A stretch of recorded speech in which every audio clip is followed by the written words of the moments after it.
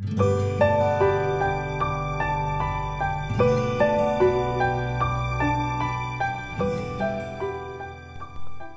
parole de sagesse, premier charisme de révélation. Une parole de sagesse est un charisme, c'est-à-dire une manifestation de l'Esprit qui révèle la volonté de Dieu ou une partie du plan de Dieu pour une personne, toi ou une autre, ou pour une situation. Cette parole proclamée agit, elle est performante, elle accomplit ce qu'elle dit. Que faut-il faire? Comment doit-on s'y prendre? Comment sortir de telle ou telle impasse dans notre vie de communauté, notre vie de famille, notre vie de groupe de prière, de paroisse, dans des situations qui semblent bloquées? Eh bien, le Seigneur a toujours une solution à nous révéler, un chemin qui est non seulement un chemin de sortie, mais un chemin de croissance et de victoire pascale, victoire du ressuscité.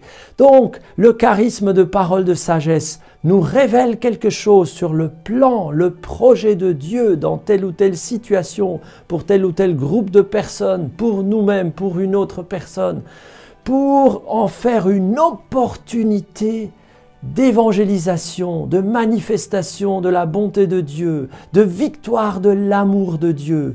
Il y a toujours une solution divine et le Seigneur veut nous la révéler à travers ce charisme de parole de sagesse. Et cette parole de sagesse, parfois quand elle est proclamée, elle va changer l'atmosphère. Là où il y avait blocage, désespoir, découragement, soudainement il y a de nouveau de l'entrain, de l'élan, une vision comment avancer. Il y a des tas d'exemples de paroles de sagesse dans ma vie qui ont ouvert des chemins. Et nous pouvons prendre l'exemple du premier confinement où j'ai vraiment eu dans le cœur de lancer une chaîne YouTube. Je ne l'aurais jamais fait s'il n'y avait pas eu ce confinement. Et combien de prêtres, combien de personnes dans l'Église ont pris ce premier confinement comme une opportunité pour investir les réseaux sociaux. Eh bien, le Seigneur nous demande de semer dans l'adversité, de ne jamais se laisser décourager, mais de lui demander, Seigneur, qu'est-ce que tu veux alors que nous fassions? Par quel bout faut-il prendre ce problème? Comment peut-on avancer dans cette situation concrète?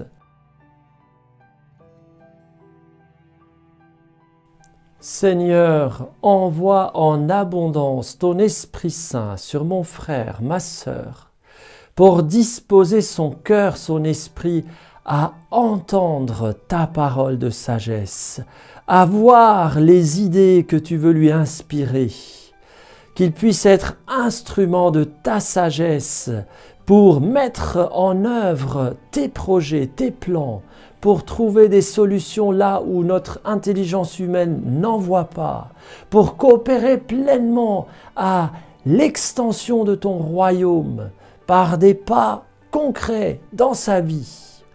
Seigneur, déjà éclaire mon frère et ma sœur sur son horaire de ses journées, sur la manière dont il met en route ses journées, sur la manière dont il démarre son petit ordinateur le matin. Peut-être qu'il y a des petites choses à changer, peut-être qu'il y a des programmes qui se mettent automatiquement en route qu'il faut enlever et d'autres qu'il faut mettre à la place.